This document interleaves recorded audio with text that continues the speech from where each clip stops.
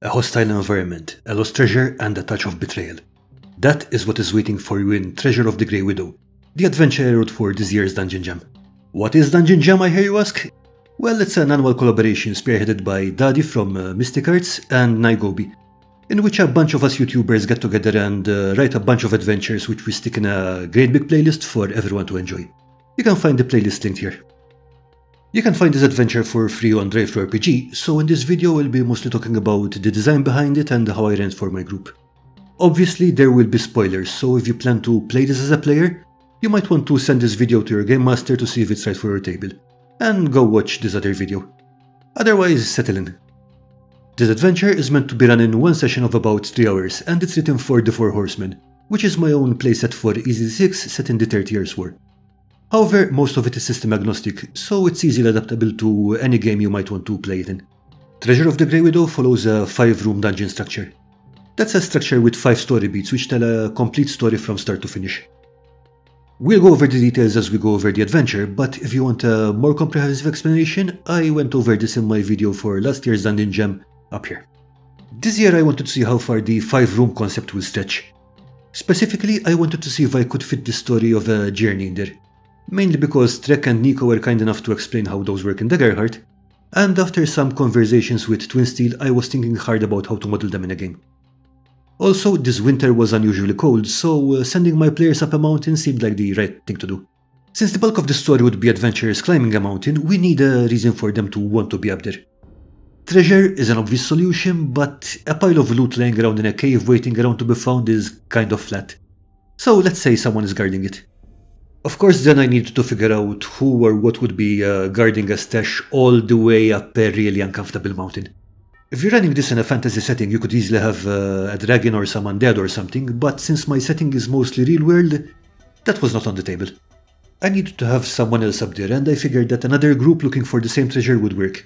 That gave the story a conflict, but what were 2 groups doing on the mountain at the same time? It seemed like too much of a coincidence, so what if they started off as one group, and someone sabotaged the players to keep more of the loot for themselves? Now the players have 2 reasons for wanting to get to the top: treasure and good old revenge. Plus, now I could say that the players don't know the way of the mountain and need the map the other group has. The adventure starts with the players roped together in a blizzard on the mountainside. They have been separated from the rest of the expedition and stumble into a cave for shelter. They need to deal with the pack of wolves in there so that they can stay the night, otherwise they risk freezing to death or walking off a cliff in the whiteout. Once the problem of shelter is dealt with, they notice that the rope has been cleanly cut, so them getting separated was not an accident. This scene serves as an entrance in the 5-room dungeon structure. It provides an obstacle that the players need to overcome because they need the cave to survive the night. It also tells them things about the adventure ahead, mainly that the mountain is dangerous and that there's someone with ill intent in the group ahead of them. When I ran this adventure, I started with the players mid-encounter with the wolves and with little information beyond the basics. You are on a treasure hunt, you got separated from your group and lost in a blizzard, night is falling, and now wolves are trying to eat your face. They start off in danger and confused, and them being roped together adds a little more complexity to the action, and the whole scene is a strong start. I used the natural lull after the situation was resolved to explain how they had gotten there, and also gave them some details about the rest of their expedition, mainly about Helmut, the expedition leader that they all consider to be a good friend, and Big Gunther, the guy who was robbed in front of them and had probably cut them loose. I also used this time to explain the supply system we would be using for this adventure. This is partly lifted out of DM Scotty's Wasted World, but the short version is no supplies means no healing, and you start to starve to death after a couple of days. If you need some ideas for implementing this in other systems, DM with a Day Job and Misty Steps have a great video about this. The next morning the blizzard clears up and the adventurers can make their way up the mountain. This works as a point crawl. They will face 3 or 4 encounters and then they reach the top. Here I took some inspiration from Mystic Arts' video about dungeon turns and used a simple time tracking system. Getting from one encounter to the other takes about 1 hour in-game, and each encounter gives the player 2 choices: a short but risky route or a longer, safer path. For example, the Icy Crags encounter lets the player climb over an obstacle which will take them about 30 minutes if everything goes right, or take the long way around which will cost them around 3 hours. Of course, things might not go right, so it might take them a bit longer than 30 minutes to climb over and they could get injured. 2 of the encounters work the other way around. That is, adventurers can choose not to engage with them, in which case they lose no time, but they do miss out on extra supplies or information. One of these is a hermit's hut, which has been repurposed as a safe house for smugglers. Apart from containing some supplies, it also gives the players a place to stop for the night if they need it.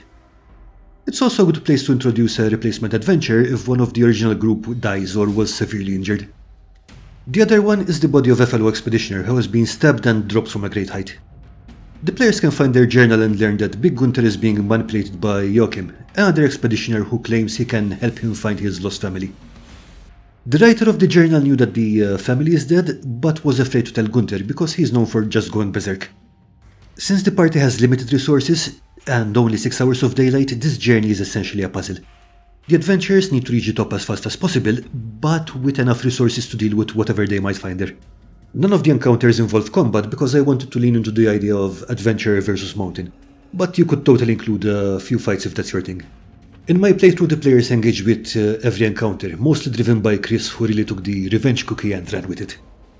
Even so, they only just barely reached their destination by nightfall, as they had spent time strategizing over how to get past some obstacles and investigating things very carefully. Once they get to the top, the adventurers easily find the trail that the others took to the treasure. Here they find their friend Helmut beaten to a pulp. Whether he's alive or dead depends on how long the adventurers took to get here.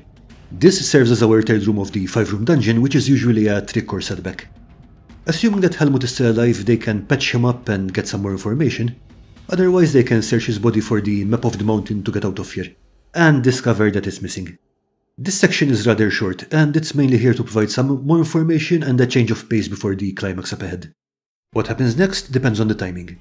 If the players have been quick, they'll catch Joachim and Gunther rooting through some boxes. They can surprise them, and soon after, Joachim's goons burst on the scene. If they've taken too long, Gunther will be dead and Joachim and his goons will be looting the place.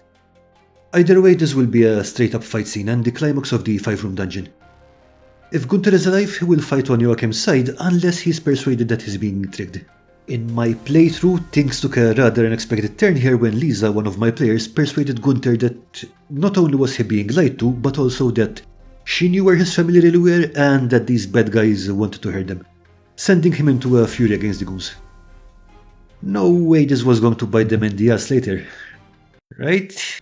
Once the players get through the fight, the adventurers can loot the place. Welcome to room 5, the reward. The treasure is not as big as advertised. Part of that was Helmut playing it up when he recruited them for the expedition, but the treasure has been here for centuries.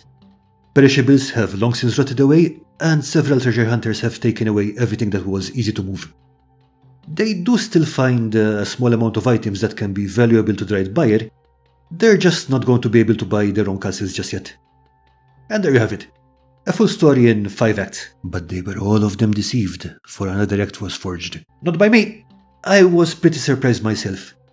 I was planning to end the session at this point, but the players were like, hey, we're not done here yet. Remember how one of my players had convinced Gunther that the party knew where his family was despite her knowing full well that they were dead? Well, after seeing him rip through the goons in berserker mode, the players decided he was way too dangerous to be let loose on the world. They had him carry the injured Helmut down the mountain, promised they would take him to his family, had a nice dinner with him, and, well, to quote Kim, "You've read of Mice and Men. You know how this ends."